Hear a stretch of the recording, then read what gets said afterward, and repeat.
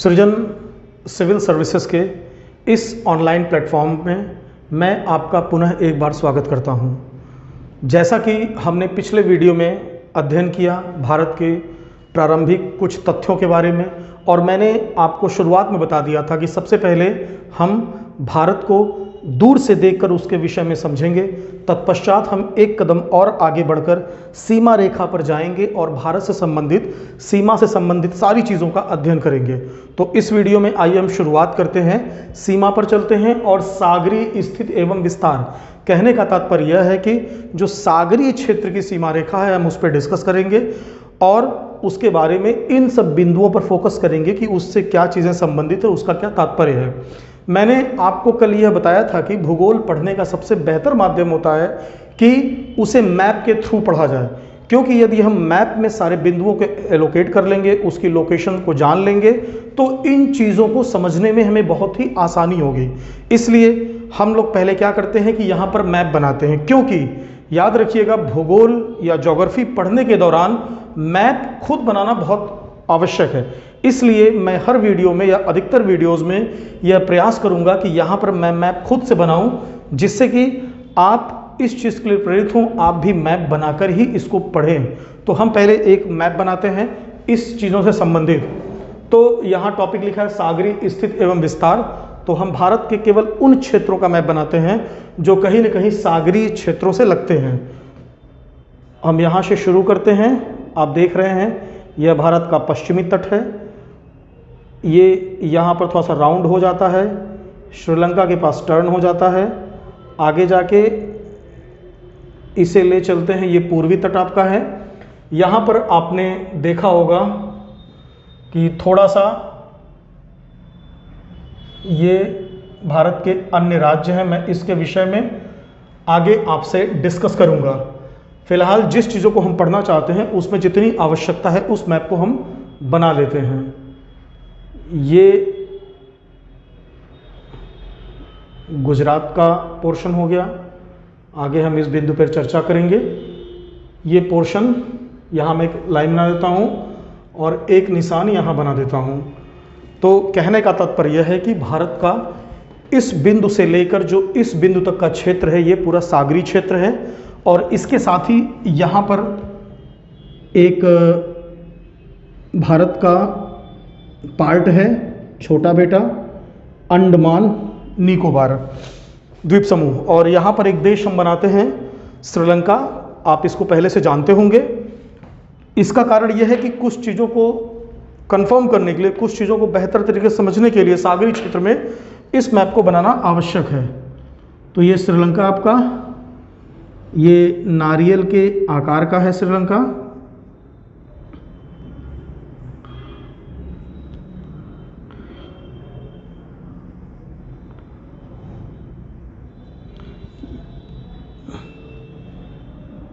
ये मैप, हमें जो भी मैप चाहिए वहाँ पर स्पष्ट हो गया।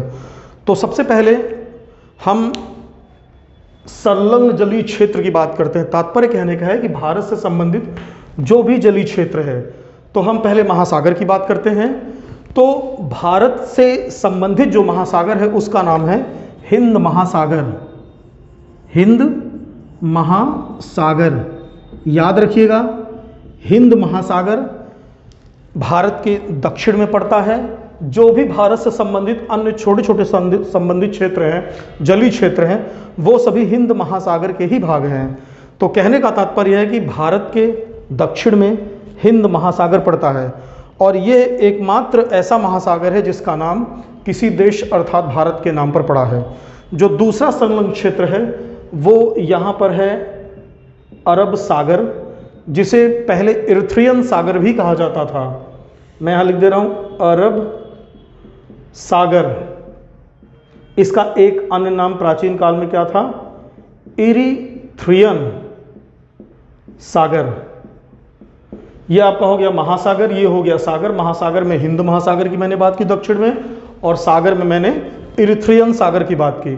अब तीसरे पॉइंट के अंतर्गत खाड़ियों की बात करें तो जो कुछ प्रमुख खाड़ियां हैं, सबसे पहले तो आप जानते हैं कि एक यहाँ खाड़ी है, बहुत बड़ी खाड़ी है, विश्व की बड़ी खाड़ियों में इसका स्थान है। इसका नाम है बंगाल की खाड़ी। बंगाल की खाड़ी, बे ऑफ बंगाल भी इसको कहते हैं। इसके बाद हम एक और खाड़ी की बात करते हैं। ये पोर्शन आप देख रहे हैं, ये आपका तमिलनाडु वाला क्षेत्र है, भारत का दक्षिणतम राज्य तमिलनाडु वाला क्षेत्र है। और इसके बाद ये एक श्रीलंका देश है। श्रीलंका देश और तमिलनाडु के बीच जो आपका एक खाड़ी है, इसका नाम है मन्नार की खाड़ी। मन्नार की खाड़ी, मैं बोल दे रहा हूं, अगर आपको स्पष्ट क्लियर पिक्चर ना आ रही हो तो आप, मैं बोल दे रहा हूं, ये मन्नार की खाड़ी है और ये तमिलनाडु और श्रीलंका के बीच है।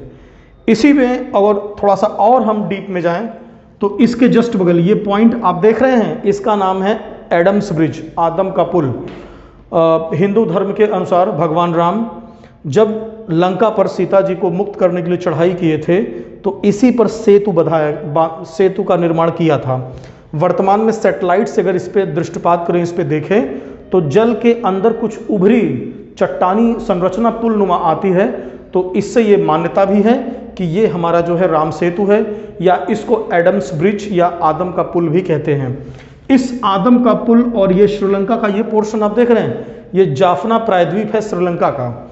मैं यहाँ पर इसको लिख दे रहा हूँ जिससे आपको आसानी हो समझने में। जाफना, जाफना प्रायद्वीप। अब ये जाफना प्रायद्वीप आप देख रहे हैं, इस जाफना प्रायद्वीप और एडम्स ब्रिज के बीच में जो ये छोटा सा पोर्शन मैंने ये बनाया है, इसका नाम है पाक की खाड़ी।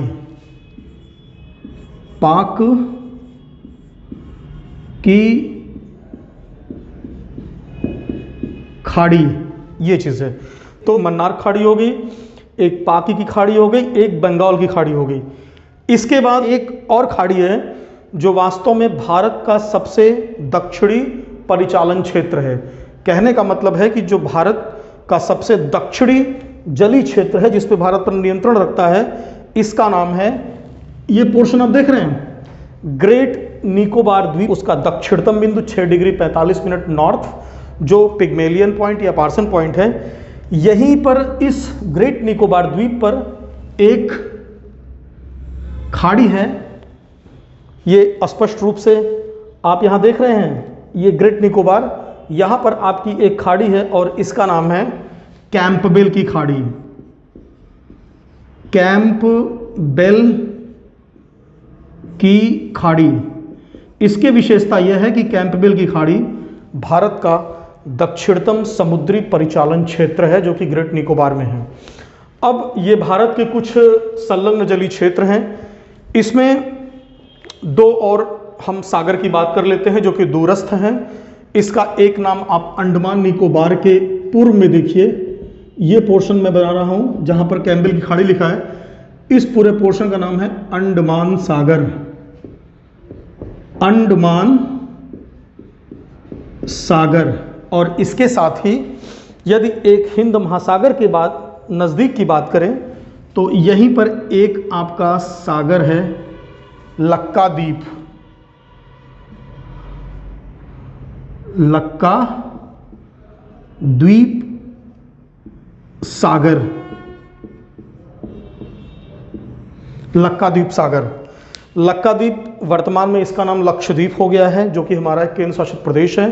तो ध्यान रखिएगा, लक्काद्वीप से तात्पर्य लक्षद्वीप से है, लेकिन उसका नाम सागर का अभी भी लक्काद्वीप है।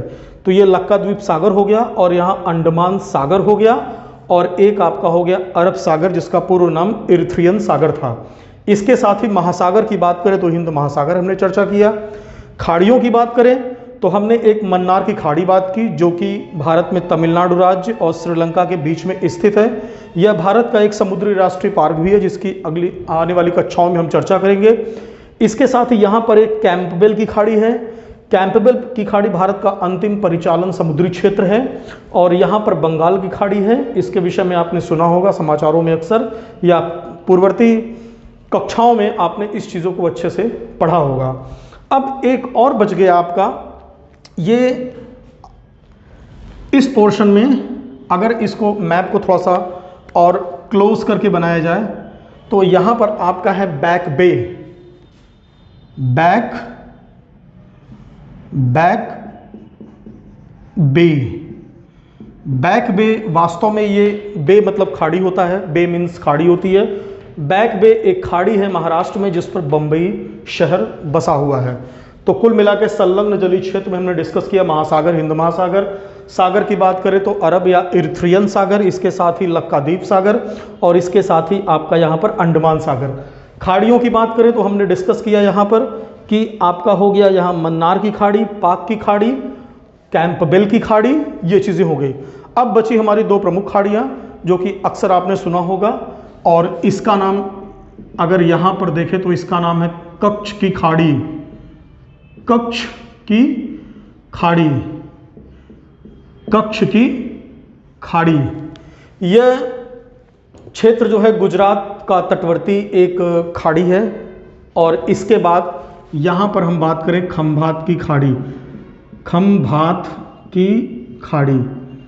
अगली कक्षाओं में हमें जो भी पढ़ना है वास्तव में इन्हीं सब के संदर्भ में आगे बढ़ना है। इसलिए यदि आपकी ये लोकेशन बहुत स्पष्ट होगी तो उस समय इसको पढ़ने में काफ़ी आसानी होगी। इसलिए आप इन सभी खाड़ियों, इन सागर, इन महासागरों की लोकेशन के विषय में बहुत ही स्पष्ट होने चाहिए।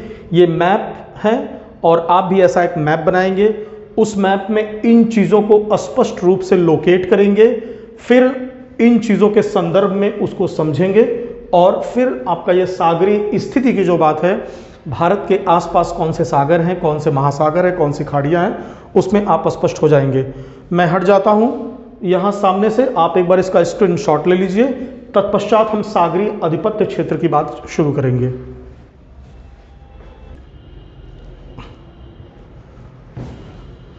अब हम बात करते हैं भारत की जो सागरीय स्थिति है उसके विस्तार अर्थात अधिकार क्षेत्र के विषय में। कहने का तात्पर्य यह है कि समुद्र संसाधनों की खान होता है। इसके हमारे जीवन में, हमारे देश की तरक्की में, किसी भी देश की तरक्की में अत्यधिक उपयोग होता है। इसीलिए सबसे पहले यह निर्धारण करना आवश्यक है कि किसी भी देश का समुद्र में कहाँ तक अधिकार होता है और इसके साथ ही सबको समान अधिकार, समान अवसर मिले समुद्री संसाधनों के उपयोग का, लेकिन साथ में किसी की अंतर्राष्ट्रीय सुरक्षा अर्थात संप्रभुता भी बाधित ना हो। इसी के परिप्रेक्ष्य में हम बात करेंगे भारत में सागरीय विस्तार की। तो सबसे पहले हम ये समझ लेते हैं कि समुद्री क्षेत्र का निर्धारण किस प्रकार होता है। तो यहाँ आप देख रहे हैं सभी देशों ने मिलकर सागरीय क्षेत्र के विस्तार पर चर्चा की और एक कानून लाया जिसे संयुक्त राष्ट्र समुद्री कानून स्थिति कहते हैं, परंतु यह लागू हुआ 1994 से। इसके अंतर्गत जो क्षेत्र निर्धारण हुआ वो इस तरह से निर्धारित हुआ था। तो सबसे पहले आपको ये बता देते हैं कि समुद्र में जो दूरी का मापन होता है वो होता है नॉटिकल माइल, 1 या 1 नॉटिकल माइल। ये क्या होता है? ये होता है 1.82 किलोमीटर के आसपास। कहने का तात्पर्य यह है कि हम भूमि पर जब दूरी को किलोमीटर में मापते हैं तो उसे समुद्री क्षेत्र में नॉटिकल माइल पे नापते हैं और 1 नॉटिकल माइल बराबर होता है 1.82 किलोमीटर के। इसके अनुसार जो भारत में निर्धारित किया गया वो कुल 3 क्षेत्र थे: प्रादेशिक सागर क्षेत्र, सन्निहित अविच्छिन्न क्षेत्र और तीसरा है अनन्य आर्थिक क्षेत्र। हम इस मैप में इन लोग को पुट करते हैं। तो आपका जो प्रादेशिक सागर क्षेत्र है, ये जो आपका तट लाइन है या आधार रेखा है, आधार रेखा से 12 नॉटिकल माइल तक के क्षेत्र को मैं यहाँ आपको मैप पे बना देता हूँ। ये आपको स्पष्ट रूप से दिख रहा होगा ये चीज। कहने का तात्पर्य यह है कि जो आपका ये लाइन देख रहे हैं, यहां से लेकर 12 नॉटिकल माइल इस क्षेत्र को बोला गया प्रादेशिक सागर या फिर टेरिटोरियल सी एरिया या जोन। तो यहां पर अब इसमें क्या अधिकार होते हैं?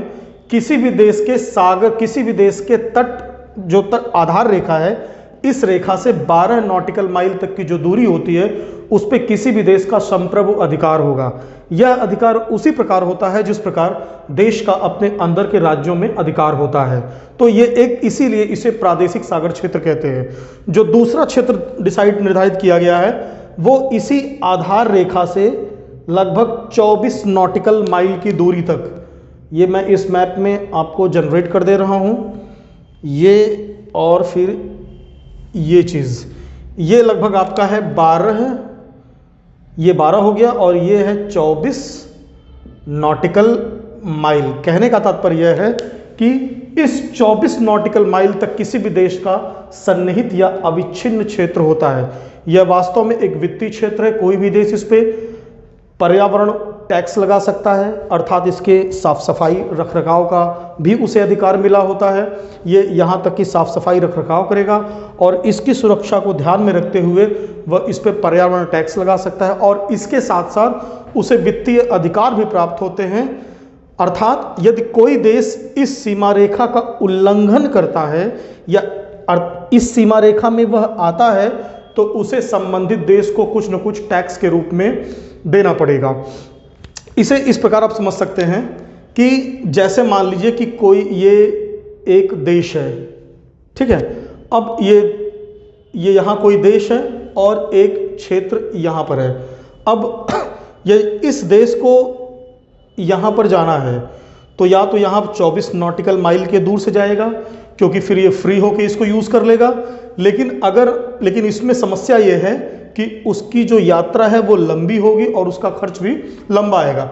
लेकिन यदि यह देश इस रास्ते का प्रयोग करता है 24 नॉटिकल माइल के अंदर, तो आप ध्यान दे रहे होंगे कि इसकी यात्रा की दूरी कम हो जाती है जिससे उसके खर्चे कम लगेंगे और जितने समय में, जितने खर्चे में वह 2 यात्रा करेगा उतने में ये 3 या 4 यात्रा कर सकता है। तो इसीलिए इस क्षेत्र का ये महत्व है कि ये भारत के अधिकार क्षेत्र में है और अगर कोई और देश इस क्षेत्र का उपयोग करना चाहता है तो वो एक सीमा शुल्क देने के साथ इस क्षेत्र का उपयोग कर सकता है। अब बात करते हैं हम तीसरे क्षेत्र की। यदि तीसरे क्षेत्र की बात करें तो तीसरा क्षेत्र है अनन्य आर्थिक क्षेत्र, एक्सक्लूसिव इकोनॉमिक जोन। अनन्य आर्थिक मतलब ये आर्थिक शब्द आप देख रहे हैं, ये आर्थिक संसाधनों से संबंधित है। अगर कोई भी देश तट लाइन से, मैं यहां तीसरा ग्राफ बना दे रहा हूं, ये चीज, अगर कोई भी देश इस पोर्शन से 200 नॉटिकल माइल तक की दूरी को कवर करता है तो वह उसके अनन्य आर्थिक या एक्सक्लूसिव इकोनॉमिक जोन में आएगा। यहां पर कोई भी देश या भारत देश को समुद्री संसाधनों पर रिसर्च करने, अनुसंधान करने और उसके साथ साथ उसके दोहन या उसके निष्कर्षण का अधिकार प्राप्त होगा। चूंकि समुद्र संसाधनों की खान होता है, उसमें विभिन्न प्रकार के संसाधन भरे पड़े हैं, तो यदि कोई भी देश इस पे निर्माण करना, इस पे कोई विदोहन करना चाहे या इस क्षेत्र में किसी भी प्रकार का रिसर्च करना चाहे तो इस देश पर, इस क्षेत्र के अंतर्गत वो कर सकता है। ये तट लाइन, आधार लाइन आप देख रहे हैं, आधार रेखा देख रहे हैं, इससे लेकर 200 मीटर का अधिकार इसके अंतर्गत आता है। यहाँ पर 2 बातें आप ध्यान देने वाली बात है कि जो बीच वाला आपका है 24 नॉटिकल माइल अर्थात सन्निहित अविच्छिन्न क्षेत्र, इसमें जलीय जलपोतों को अधिकार तो टैक्स का प्राप्त होता है। अर्थात अगर कोई भी देश इस सीमा रेखा में आता है तो वो भारत को एक सीमा शुल्क देगा, उसके बाद ही इस सीमा का उपयोग कर सकता है। लेकिन अगर वायु क्षेत्र की बात करें या अंतरिक्ष क्षेत्र की बात करें तो कोई भी देश एक निश्चिंत होकर, कोई भी देश इस क्षेत्र का निश्चिंत होकर प्रयोग कर सकता है।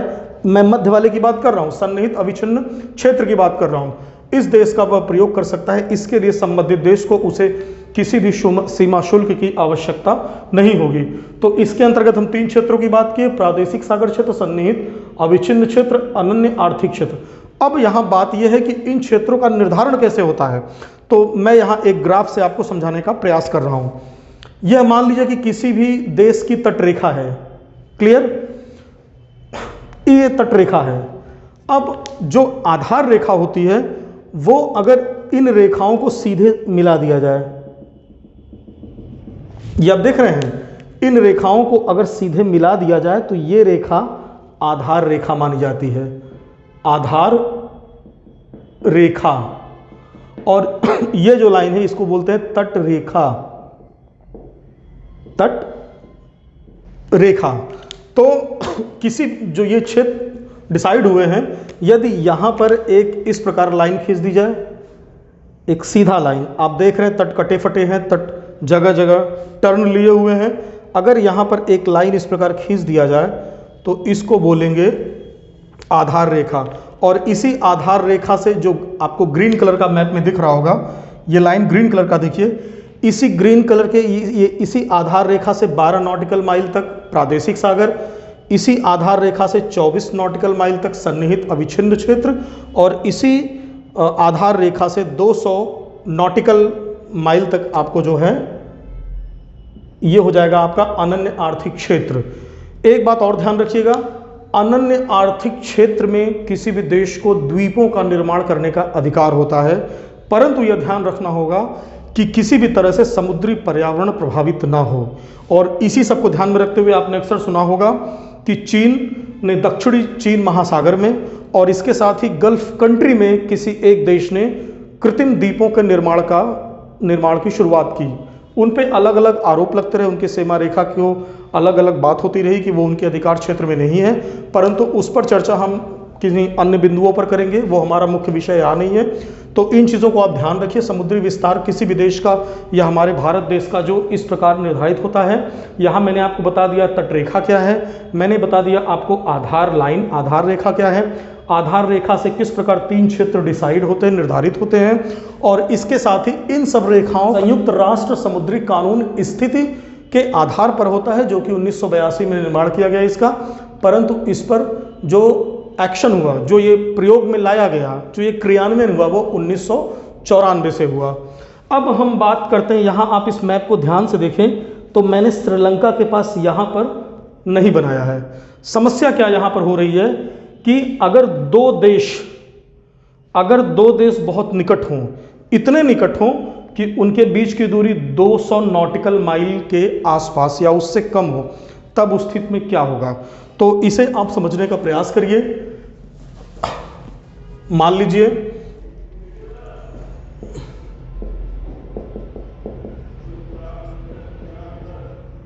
लीजिए कि कोई देश, मैं यहां स्पष्ट करता हूं, मान लीजिए कि कोई देश यहां पर ए है, कोई देश यहां पर बी है, और दोनों के बीच मान लीजिए कि 40 नॉटिकल माइल की दूरी है। इस कंडीशन में क्या होगा कि 12 नॉटिकल माइल इस क्षेत्र का अधिकार प्रादेशिक सागर हो जाएगा, 12 नॉटिकल माइल इस क्षेत्र का प्रादेशिक अधिकार हो जाएगा।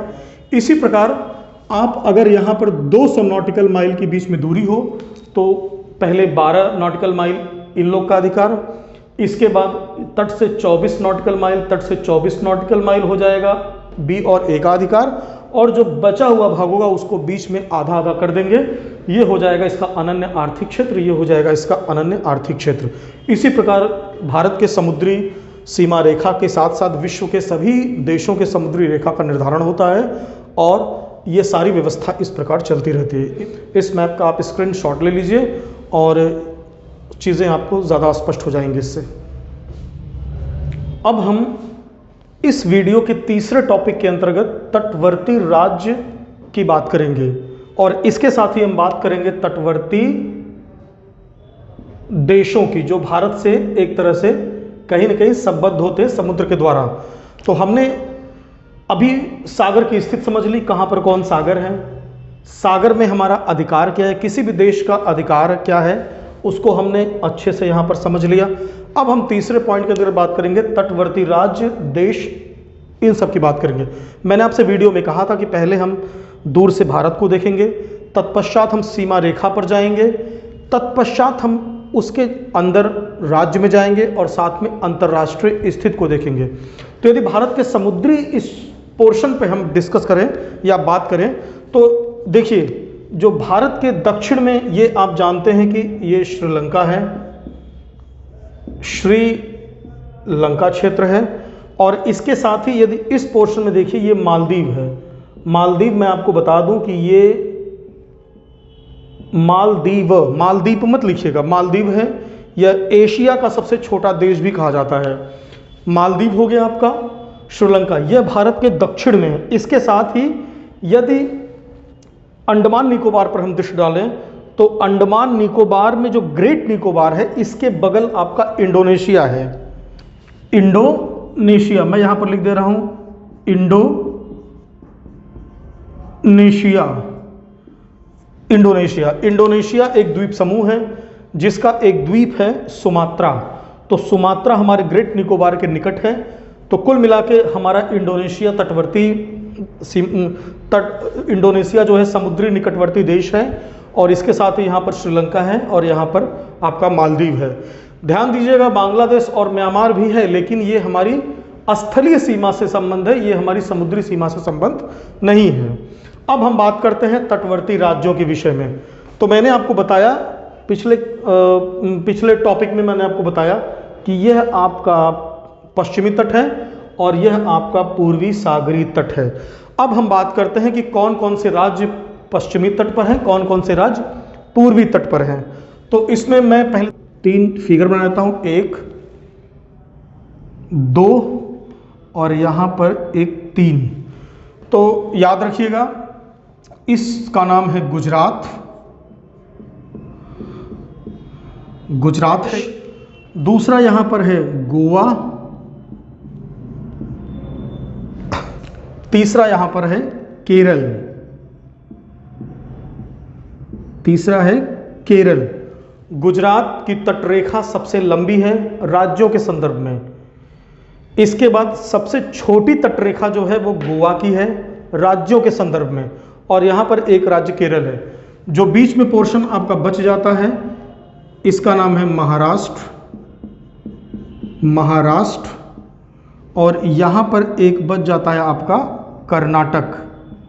कहने का मतलब है कि भारत के पश्चिमी तट पर कुल 5 राज्य हैं। एक है गुजरात जिसकी तटरेखा सभी राज्यों में सबसे बड़ी है, दूसरा है महाराष्ट्र, तीसरा है गोवा जिसकी तटरेखा सभी पश्चिमी और पूर्वी राज्यों में सबसे छोटी है, चौथा है कर्नाटक और पांचवा है केरल। अब इसी के साथ हम बात करें पूर्वी तटरेखा, पूर्वी तटीय राज्यों की, तो ये पोर्शन हमारा मिल जाता है तमिलनाडु, तमिलनाडु। इसके बाद जो हमारा एक नया राज्य है इसका नाम आंध्र प्रदेश। इसको कभी सीमांध्र भी नाम दिया गया था, वर्तमान में आंध्र प्रदेश ही कहते हैं। तमिलनाडु, आंध्र प्रदेश, और इसके साथ ही यहाँ पर एक है उड़ीसा, और उड़ीसा के बाद जो हमारा 9वां राज्य है जिसका कुछ पोर्शन यहाँ पर लगता है, ये मैप में मैं यहाँ ये पोर्शन आप देख रहे हैं, इसका नाम है पश्चिमी बंगाल, पश्चिमी बंगाल। तो कुल मिला के 9 ऐसे राज्य हैं जिनकी जो सीमा रेखा है वो तटीय सीमा रेखा है, सागरी सीमा रेखा है, रेखा जो कि अरब सागर या इरिथ्रियन सागर से लगती है। गुजरात, महाराष्ट्र, गोवा, कर्नाटक, केरल, और पूर्वी सीमा रेखा जो कि बंगाल की खाड़ी से लगती है, ये है तमिलनाडु, आंध्र प्रदेश, उड़ीसा। और इसके साथ ही याद रखिएगा कि कुल मिलाकर 9 ऐसे राज्य हैं जिनकी सीमा रेखा तटीय सीमा रेखा है, अर्थात ये सागर से लगती है, ना कि किसी स्थल से लगती है। अगर हम तटों की लंबाई की बात करें तो राज्यों के संदर्भ में बात, तो सबसे अधिक आपका है गुजरात का, दूसरे नंबर पे आपका आता है आंध्र प्रदेश का, आंध्र प्रदेश का। इसी क्रम में यदि मैं अंत में देखूं सबसे छोटी सीमा रेखा वो किसकी है, गोवा की है। लेकिन आपको ध्यान देना है कि यह राज्यों के संदर्भ में है। यदि हम राज्य और केंद्र शासित प्रदेश अंडमान निकोबार सबको मिला दें तो सबसे लंबी तटरेखा यहां पर क्या हो जाएगी, अंडमान निकोबार की, अंडमान निकोबार की। इस पे आप ध्यान दीजिएगा कि ये तटीय स्थिति क्या है। तो मैंने आपको इसमें बता दिया कि भारत के तटवर्ती या तटवर्ती सागरीय देश कौन कौन से पड़ोसी हैं, और इसके साथ ही भारत की तटीय जो सीमा आप देख रहे हैं इस पे कौन कौन से राज्य लगते हैं, उनकी लोकेशन क्या है और उनका आकार क्या है। तो आप ध्यान से देखिएगा। कहने का तात्पर्य यह है कि मैंने जो भी आपको इस पूरे वीडियो में सागरीय स्थिति, विस्तार एवं तटवर्ती राज्य की बात की, उसे आप ध्यान से देखिएगा। एक पेन और कॉपी लेकर बैठिएगा। कॉपी में मैप को बनाकर उसे इंडिकेट करने का प्रयास करिएगा। मुख्य रूप से जो शुरुआती बच्चे हैं, जो अभी तैयारी शुरू करना था, अथवा यदि वो भूगोल में अभी अपनी तैयारी शुरू किए हैं, तो वह इन छोटे छोटे बिंदुओं पर जरूर ध्यान देंगे, क्योंकि जैसे जैसे आप कदम आगे बढ़ते जाएंगे वैसे वैसे आपके पास और भी चीज़ें आती जाएंगी, और इन सब चीज़ों का कॉन्सेप्ट जब आपको स्पष्ट रहेगा तो उन चीज़ों को समझने में बहुत आसानी होगी। तो भूगोल में लोकेशन बहुत मस्ट है। मैंने इसलिए सभी बिंदुओं को लोकेशन के साथ स्पष्ट रूप से आपको बता दिया। आई होप कि आपको ये पूरी चीज़ें समझ में आ गई होंगी। फिर भी यदि कोई आपको प्रॉब्लम होती है समझने में, या कोई इसमें आपको लगता है कि कोई पॉइंट छूट गया, या किसी पॉइंट पे आपको थोड़ा सा लगता है कि परिवर्तन हो सकता है, तो आप कमेंट सेक्शन में ज़रूर कमेंट करें। मैं निश्चित रूप से उसे हल या उसको बेहतर करने का प्रयास करूँगा। धन्यवाद।